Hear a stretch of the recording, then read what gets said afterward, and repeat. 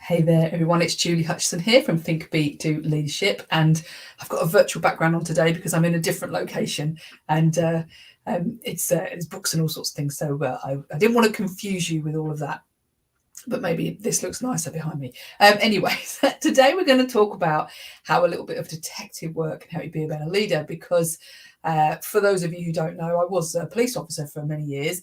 And so sometimes my examples pop out of my head from my policing days, and they did today. So I wanted to talk about it. And and the reason I say that a little bit of detective work is because we know ourselves generally, and we know how we show up. But what we don't always know is what's going on in other people's heads. And so what we need to understand is what's somebody else's experience of a situation involving me, obviously, or you, whoever it's been involved in.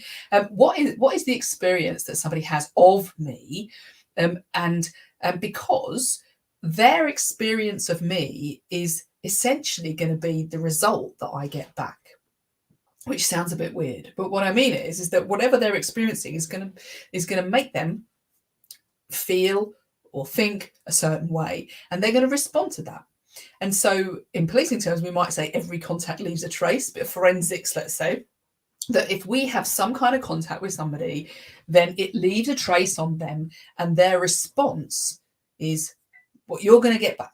Okay. And if that is true for us as leaders, then we need to be able to understand that impact that we're having, and we think about that, the trace that we leave on people, because it's going to make them behave in certain ways.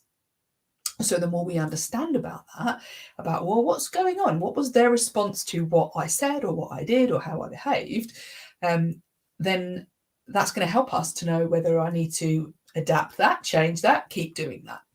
Because at the end of the day, if how I show up means that I can change their response, then obviously the better I show up, and for many ways, and we're not going to dive into all of those words today, but let's just use the whole term of showing up. The more I can show up in a positive way means the more they will have positive behaviours, which means that we get more done, we make more money, things go a lot easier, and everybody's happy.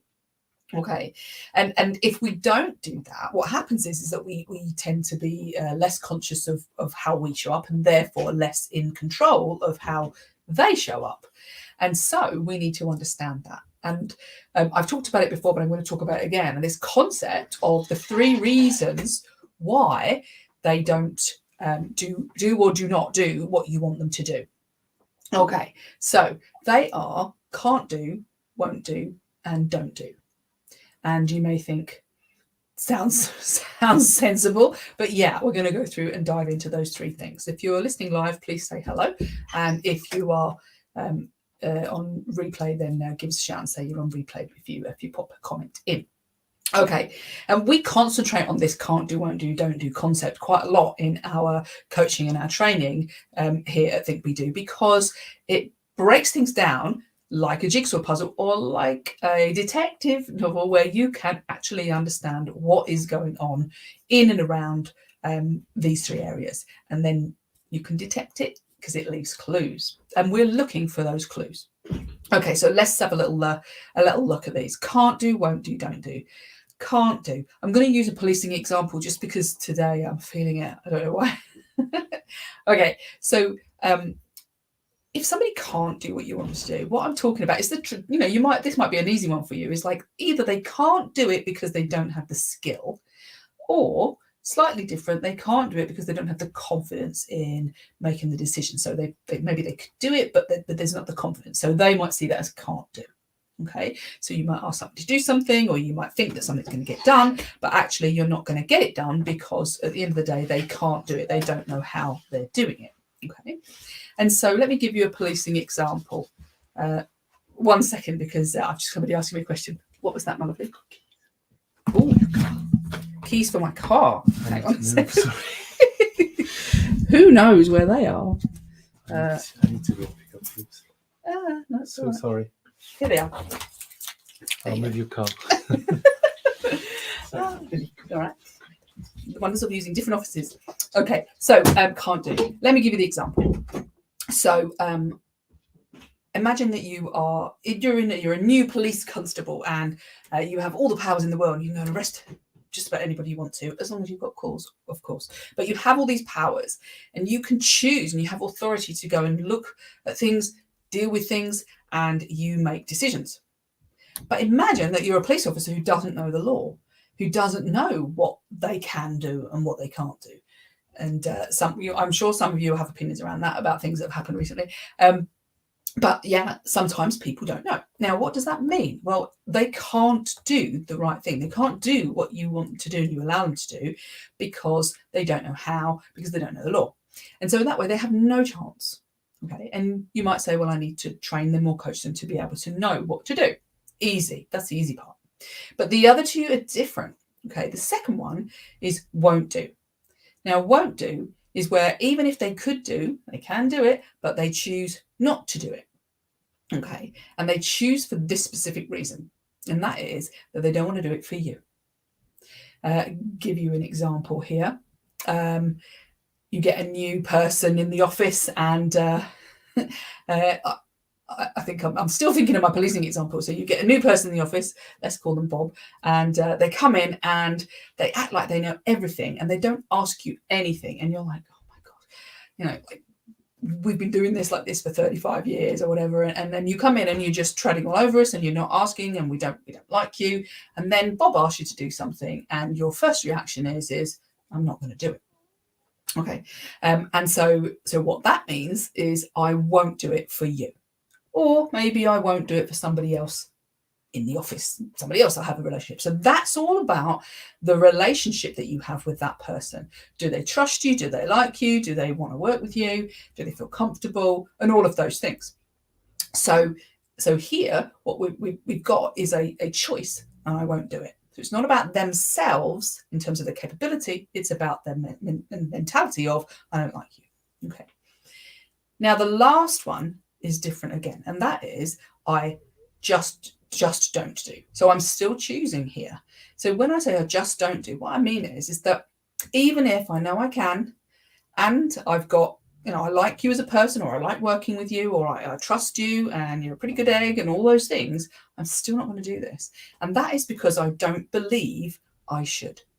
For some reason or another. It might be because they think it's morally wrong, or they just don't believe in the cause that you're working towards, or the purpose that you're working towards, or they just don't like that way, and therefore they would choose to run their own agenda and their own thing and do it their way.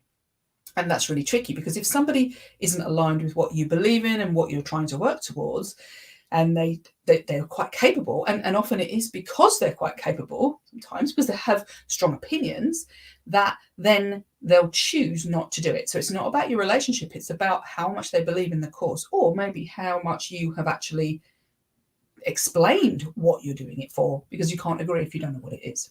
Okay, so when we're talking about doing a bit of detective work, what we're looking at is, well, is it can't do, won't do, or don't do? Is it because they can't? Is it because they don't like me? Is it because they don't like the cause?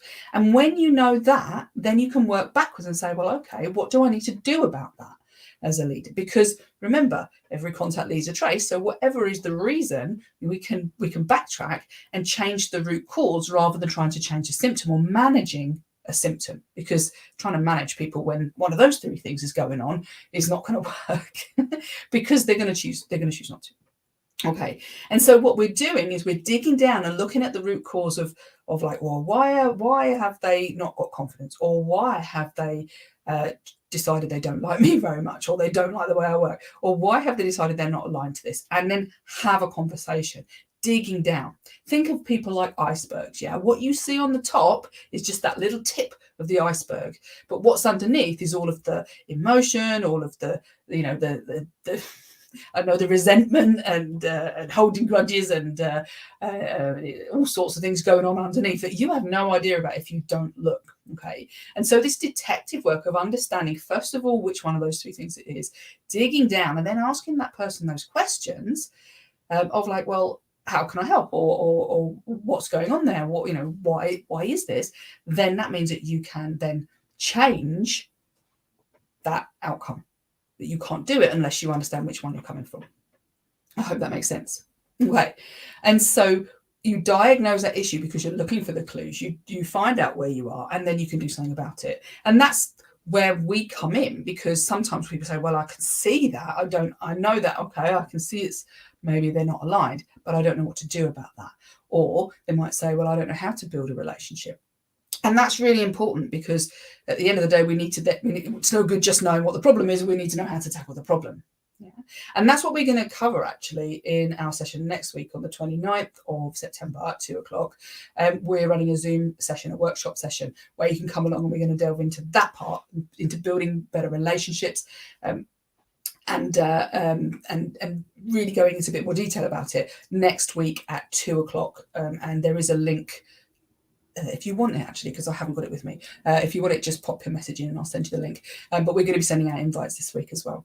And that will be on building those relationships so that we can detect and get rid of some of these problems, so that we end up with people that we have a positive impact on. They're happy to work for us. They know where they're going, and they're empowered to do the thing that you want them to do. Which, wouldn't that be wonderful? Because you can then step back and strategize or whatever you need to do. Okay, brilliant. So give me a shout if you want to come on to our workshop next week. It's a 60 minutes deep dive into some of these areas around building relationships in business. I'm Julie Hutchison, and my company is called Think, Be, Do, because you can't do differently unless you think differently and you behave differently.